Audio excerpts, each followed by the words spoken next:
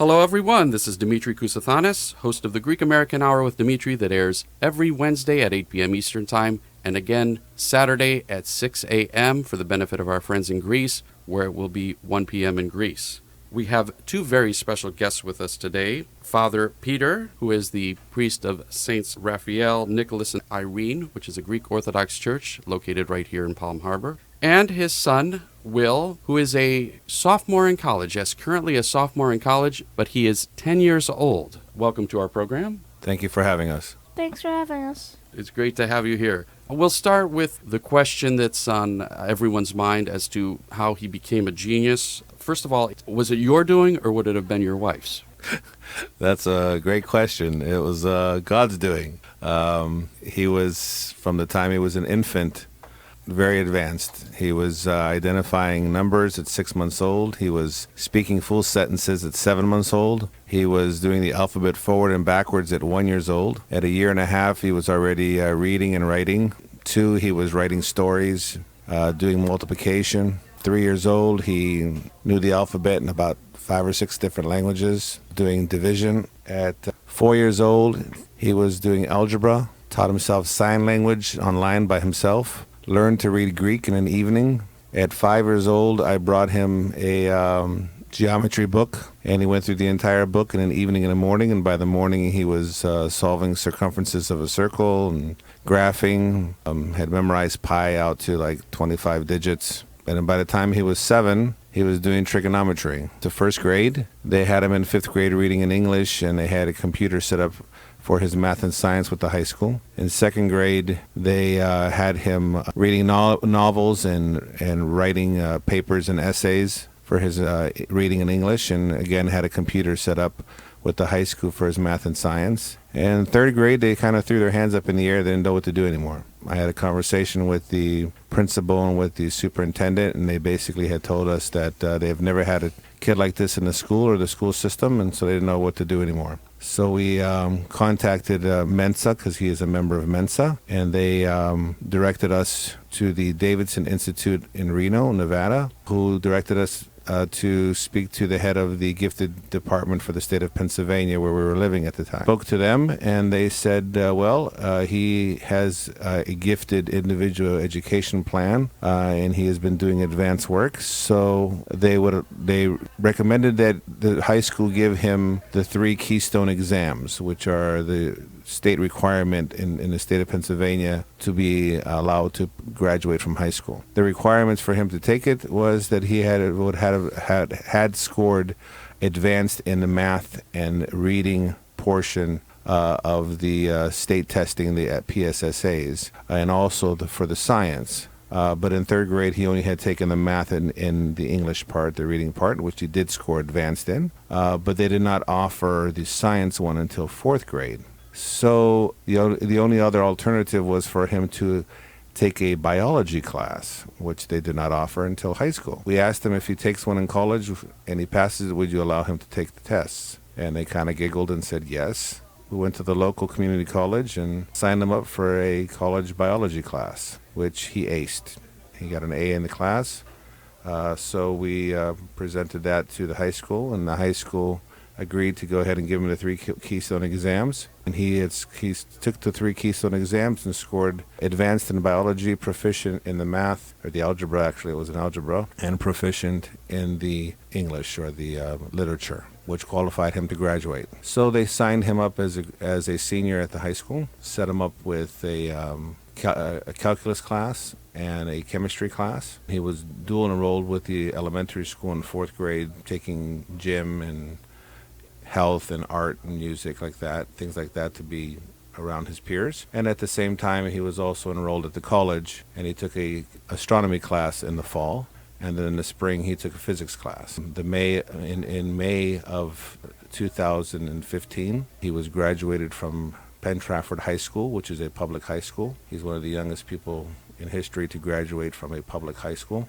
Enrolled at CCAC, Community College of Allegheny County. Carnegie Mellon had accepted him to enter into their summer program, enroll him into as a freshman, but we wanted to start him at a smaller school, like the community college, to see if he was ready to handle a full college schedule. So we enrolled him in 5 classes there, 16 hours, and he made the dean's list. And then we were transferred out here. And he attended SPC for a semester, taking 9 more hours there. So as of right now, he has 35 college credits completed, which, as you know, that makes him a sophomore in college, and he is enrolled to attend University of Southern Florida starting in the fall. That's the summary of it, I guess.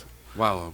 So he's attained by the age of 7 more knowledge than the average person attains in a lifetime. That's amazing. William. Yes? Have you chosen a major yet? I can't believe I'm having this discussion with a 10-year-old, but you're in your 2nd year of college. My major is physics. What got you interested in physics? Learning how everything works. Pretty interesting. And have you figured out how everything works? Not really, but that's kind of the point. You're never going to know everything. Right. I think it was Socrates who said, "Enida o tiudenida," which means basically the one thing I know is that I know nothing. That's a good point. The more you learn, the more you realize how much there is to learn. Are there any areas of physics specifically that interest you? Well, astrophysics. Being an astrophysicist is on your list of consideration as far as what you might do in the future? Well, yeah, it's probably my main thing, actually. And how about following in your father's footsteps? Have you considered maybe doing that as well? Because you can do both. Are you familiar with Brian May, the guitarist? He's a guitarist for the band Queen. He is an astrophysicist, and he's also one of the most renowned composers and guitarists in rock and roll history. So you don't have to limit yourself to just one thing. Myself, I'm also a teacher at Carwise, but for over 30 years I've been a musician as well with my band, Demetri and the Islanders. So there are no limits to what you can do. We know that you spend time studying and focusing on your schoolwork, but when you're not doing your schoolwork, what do you like to do for fun?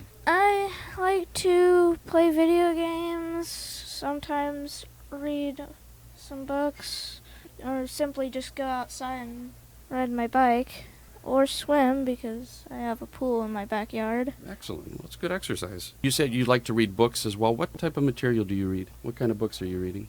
Well, there's this one book that I really like. It's called Take Me Back. It's about every event in history, and it's explained it ranges from a comic book to a news strip to even a video game depicting ancient Egyptian myths, religion, So history is also one of your passions as well. You enjoy history. Yeah. What period of history fascinates you the most? Probably the 18th to 21st centuries. What was going on specifically in one part of the world, or just basically world affairs in general? Pretty much just world affairs in general, because world history throughout the 17th or the 18th through 20th century is pretty interesting.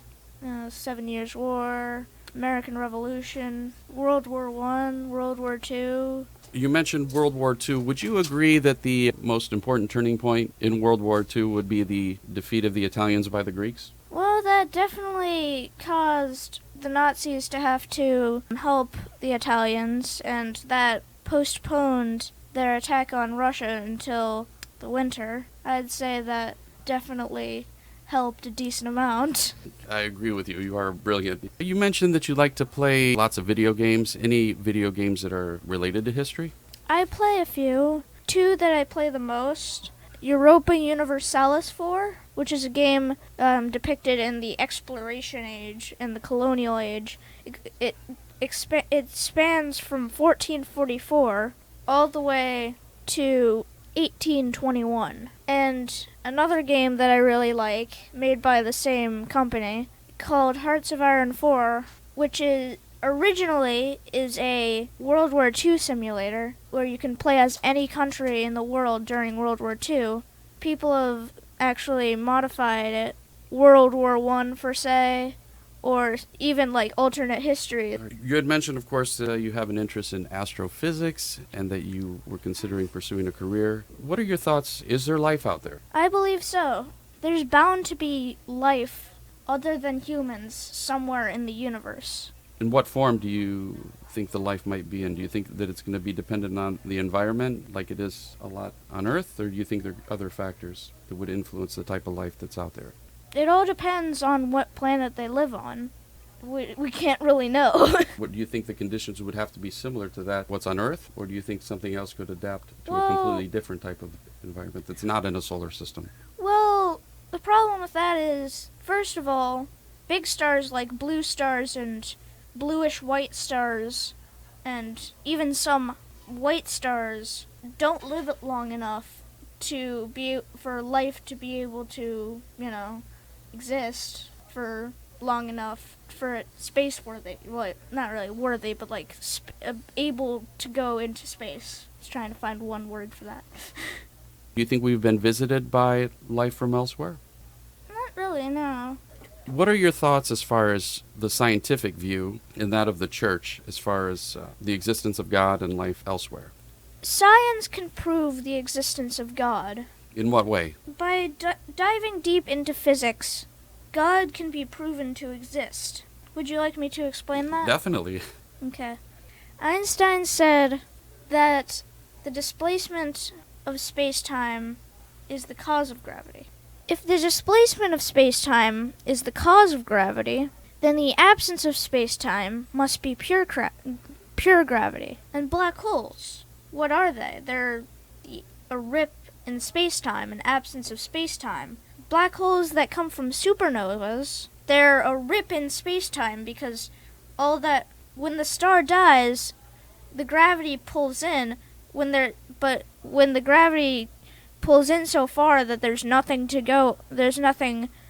room to go any further in, it only has one way to go, out.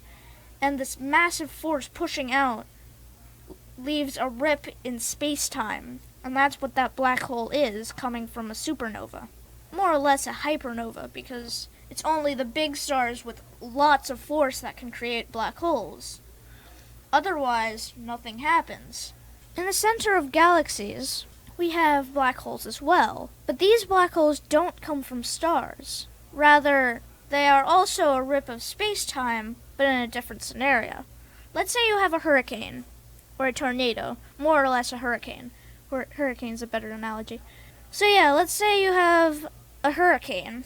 It spins, and it spins very fast, and the centrifugal force causes a depletion of the air pressure in the middle of the hurricane, or the eye of the hurricane, which is a vacuum. It's almost like a rip in the air, almost, but not really, because it's just the centrifugal force is pushing all that air out, most of the air out, and there's a very low air pressure in the middle of these hurricanes. Now, in the case of galaxies, they're going way, way faster than hurricanes, so much that I probably couldn't even describe it via multiplication.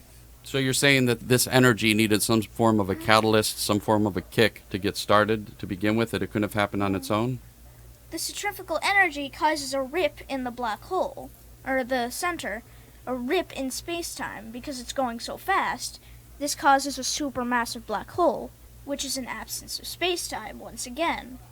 And this would explain why black holes have so much gravity. Nothing can escape, not even light, because of this rip in space-time. However, outside of the universe, everything that's not in the universe must be an absence of the universe. And what is the universe? Space-time. So everything outside of the universe must be the absence of space-time. And if it's the absence of space-time, be pure gravity. So that would explain why the universe is expanding at an accelerating rate. Not dark energy, which pretty much scientists just made up to basically fill a plot hole. Okay. It's actually gravity that's pulling the universe, expanding it. So the universe isn't expanding into the absolute void, it's actually falling. We know that there is an age to the universe, 13.8 billion years. Or at least if this is just the observable universe, there's still an age to the universe nonetheless, because otherwise the observable universe would be infinity years old. Which one is it? Because if you go with the, as you mentioned, the observable, Still, which there's still, if there's an age to a part of the universe, there's an age to the whole universe. That just makes sense. or is it a circle? Some theorize that the Big Bang is the origin of the current form, but there could have been several Big Bangs or just a loop of Big Bangs through history. But the Big Bang, if we know that there's a age to the universe, and we know that outside of the universe is pure gravity, if the outside of the universe is pure gravity, the Big Crunch can't happen because gravity will just keep pulling it out. Gravity is always working. If you jump off a building, you're not going to fall down 15 seconds later. You're going to fall immediately, correct? Yes. Unless in cartoons. If gravity is always working, then there should be no age to the universe. Because if the singularity was always there, gravity would have been pulling on it since forever. The universe's age would be infinity years. Right, but gravity is based on mass and density, correct? And if there isn't any mass or density, then there wouldn't be any gravity, such as in space. Well, when you're talking about mass and matter or density being the cause of gravity, or gravity being a slave to that, that is only happening because of the fact that the more mass that you have, the more displacement you have. So mass is measured by displacement, and so is gravity. Gravity is measured according to displacement, the displacement of space-time. So the more mass that you have, the more gravity you have because you're displacing more mass.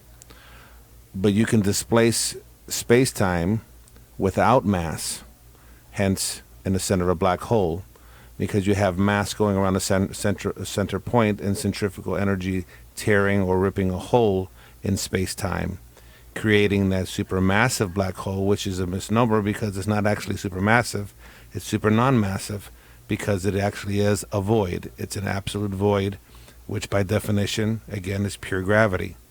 So if you can imagine a particle passing through through space-time and displacing space-time and leaving behind it a wake, a low-pressure zone, or a minute wormhole. The collapse afterward of that minute wormhole by space-time filling it up is the cause of gravity in all particles and all matter.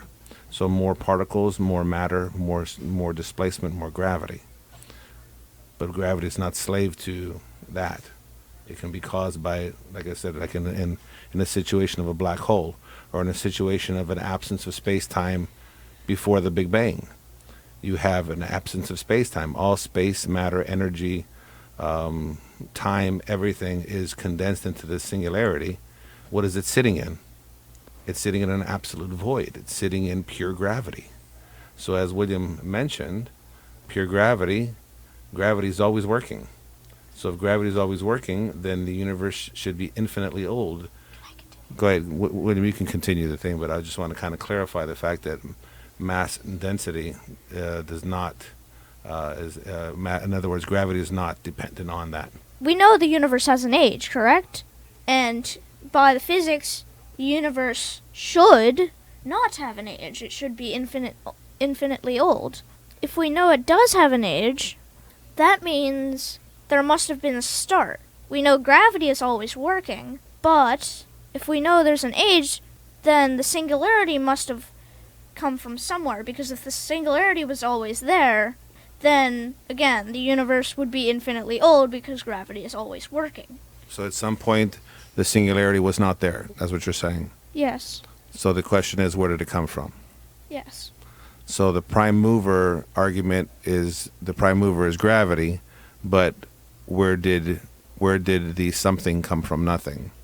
And things cannot cause themselves to exist.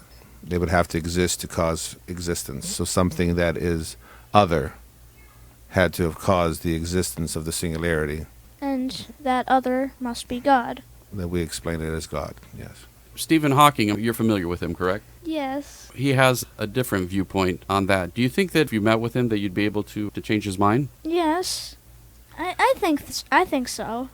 I've heard Stephen Hawking's argument, and Stephen Hawking's argument makes absolutely no sense. The Reason being because his explanation is digging a hole and saying, like, look, I took this dirt from this hole, so something came from nothing. It's ridiculous. He took dirt from the dirt and created a hole. So his explanation for something coming from nothing doesn't make any sense. So basically, we're saying that matter came from nothing, and the nothing was the cause of the matter, which, again, Makes no sense his at all. example was It's digging a illogical. hole and showing you the dirt that he dug out of the hole and say, look, the hole is empty, and so this dirt came from nothing. This question is for Will. It's about time travel. I'm a big fan of the film Back to the Future. I own a DeLorean. Have you seen it before, the movie? I haven't seen it, but I've heard a lot about it. Okay, well, what I'm asking you is, do you think time travel is possible? It depends, and also, I think time travel to the future is possible, but I'm not so sure about time travel to the past. I don't really know how we would do that in any way. How could you reverse time? Doesn't seem like a thing you could do. Okay, so hitting 88 miles per hour with a jolt of 1.21 gigawatts is not going to do it. That's from the movie. I know you haven't seen it yet, but all right. So you think that it's possible to travel into the future but not go to the past? Correct. So if you actually figure out a way to go to the future, you're stuck there. Pretty Pretty much. much. Okay. Can you explain why and how? Or would you like me to do that? Scientifically, technically, you could go into the past for maybe 5 seconds. By going faster than the speed of light? Yeah. Well, But technically, you're not actually going in the past. You're just going slower than everybody else. Right. Okay. well, Einstein had it wrong. Einstein said if you travel past the speed of light, everybody ages and you stay young. It's actually the opposite. Because to go faster than the speed of light, you would have to decrease the space density that you're in. So basically create a lower space density around you so that your resistance decreases, because if you're trying to travel the speed of light, because there is resistance in space-time, just like if you were flying in the air or traveling underwater, it's still a medium. It's not completely empty. It's not completely a vacuum. It's a bunch of quarks mostly. Well, whatever it is, it is. It's still. But as you're approaching that speed, you're creating more resistance or displacement of space-time, so you're increasing your density. So you're becoming denser, according to the way it's understood. So the only way to go faster than the speed of light is to decrease the space density around you, create around you a minute wormhole, or a artificial wormhole, basically, around you. And if you decrease space density in half and you go half the speed of light, you're not going the speed of light. So what's happening inside of that bubble? All matter is accelerated. The frequency of your atomic structure will vibrate at a faster frequency. So if you cut the space density in half, and let's say your atomic structure vibrates at 40 megahertz, you're now vibrating at 80 megahertz. So you're actually aging twice as fast than the rest of time around you. So yeah, you're going faster than the speed of light. You're creating around you this minute wormhole, which is basically pushing away at space. So you're not getting bombarded by any kind of radiations or anything like that. You're becoming a different state of matter because you're vibrating at a higher state of frequency, and everything inside that bubble is vibrating at a higher frequency. You are denser than normal solids. So you can literally pass through a normal solid. There's many different things. So as William was saying, you could go forward in time because you're going faster than the rest of time, but you're also aging twice as fast, because the only way to slow that down, or the only way to stop that, is to basically slow down your vibration by going into a state of what they call a Bose-Einstein, which brings you down close to absolute zero and creates what we call the quantum effect, where your vibration slows down to compensate. But that's beyond our technological abilities yet. But that's what has to happen. So reversing is not possible then, as far as having You could everything around you age? You could technically maybe go in the past for few milliseconds maybe. But other than that, yeah.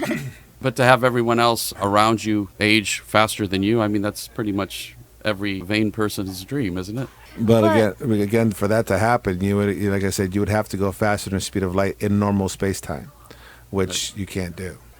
Astronauts that have gone to space have like into the past for like 2 seconds, maybe like pretty much 2 milliseconds. Okay. That's a real thing, because like the watches, like the clocks that they had on them and the clocks that we have on Earth when they came back didn't match up. We are with Father Peter, who is the priest at Saints Raphael, Nicholas, Irene Church right here in Palm Harbor. It is a Greek Orthodox church. We are also here with his genius son, Will. Father Peter, can you tell us a little bit about the church? Yes, the church has been around since I believe it's 1997, and they were the first church to be given. Well, actually, they're the only church that has been given the holy relics of the saints of the church, Saint Raphael, Nicholas, and Irene. Now, relics are basically pieces of the bone, basically the bones of the saints. We understand that in the Orthodox Church that the saints have been declared holy, so their relics, anything that is of them, would be considered holy. So they're at the church in what we call a reliquary. I can't say the word. It's basically enclosed in glass, and they can be viewed by people to come and visit and ask those saints to intercede and pray for us. Of course, we don't worship saints in the Orthodox Church like many people think that we do. We venerate the saint. We ask the saint to pray for us. We believe that they have achieved what we want to achieve. They're kind of heroes of the faith. Just like if you were saying, hey, I want to be like Mike, I want to be like Michael Jordan, or I want to be like LeBron James, and they're your heroes in sports. These are heroes of the faith because we see them as being living gospels. They live the gospels in their life, and we want to be like that. Of course, everyone's goal is to be as Christ, but it's everyone's cop-out to say, well, Christ is the Son of God. He is the God incarnate. I can't be that way. But these are normal human beings, like you and me, that lived a holy life and gave their life for the church and gave their life for Christ and the love of Christ. And the saints, Saint Raphael, Nicholas, and Irene, were martyred back in the 15th century, and their relics and their understanding of the saints was not actually revealed until about right around 1940. So they are very new as far as them being canonized. And again, we are the first church in the United States with the name of Saint Raphael, Nicholas, and Irene. Back in 2014, the church actually had an electrical fire and burned down, and there was a miracle. And even the firemen were just blown away. They said, this is a miracle, how this happened. Everything, let me back up. The relics were actually placed outside of a doorway. The old church was actually a home. It was a house that was converted into a church. And the relics were placed outside of a doorway. If you see the pictures of the fire, everything inside of that doorway is black. Everything outside of the doorway where the relics were is white. Even in the attic, this is what the firemen were blown away about. Even in the attic where there was no wall to separate, and we're not talking about firewalls, we're talking about just normal drywall. Up in the attic, the fire literally stopped where the holy relics were. They were untouched. And again, we see this as being a miracle, because for something like that to just happen, it's not a normal thing. And again, the firemen were just baffled. How did the fire literally stop right there, even in the attic? So we have been in the process of attempting to rebuild the church. The church broke ground last February, not this past February, but last February, and we've been having some issues as far as architectural designs and things like that. But we have been given the blessing by the bishop, who has brought his brother, who is an engineer, to be the general contractor, along with craftsmen from Greece, to build an authentic Byzantine Greek Orthodox church in Palm Harbor. This will be an architectural masterpiece. It is going to be all poured concrete, reinforced with steel. It is again in the full Byzantine style. If there's a hurricane, God forbid, in our area, come to St. Raphael, Nicholas, and Irene, because it's going to be built like a bomb shelter. We're getting ready to start digging here. We're getting our final approvals from the county. August 2nd, we have our last meeting. And as soon as we receive the final approval from the county, we will start prepping the property and building the church. Which brings me to something I wanted to talk about. We're having a fundraiser for the building of the church. The famous comedian Basil, Yes, he's been on our show before. is going to be coming to Palm Harbor, and he is doing a pro bono show for us for a fundraiser that is going to be located at 1500 16th Street at the Community Center of Palm Harbor. That's over by the YMCA on 16th Street. That's going to be on July 30th. The doors are going to open at 5, and the show begins at 6. And, of course, we're going to have it as a combined Greek night with mezedes, which is hors d'oeuvres and such, and a cash bar along with dancing and whatever other fun we can have to go ahead and have this fundraiser. It's going to be a very economical night. It's $40 for adults, $20 for kids under 18. And again, that includes the Greek night, the hors d'oeuvres, and also the comedy show, all included. So, And if they would like some more information, is there a phone number available or a contact person? yes.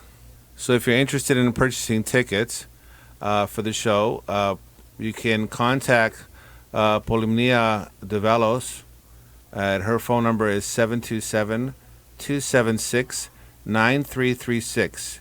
Again, that's 727-276-9336. Or you can call me directly, Father Peter Maillis, at 412-334-4300. Again, that's 412-334-4300. Very good. And Will, I have a question for you. Yes. How many languages do you speak? Well, completely fluently, I'd say English and Greek, but I do know some of many other languages. I know a decent amount of French. I know like a few words in Spanish. I know a few words in German and Russian and Polish, and I know like one word in Danish.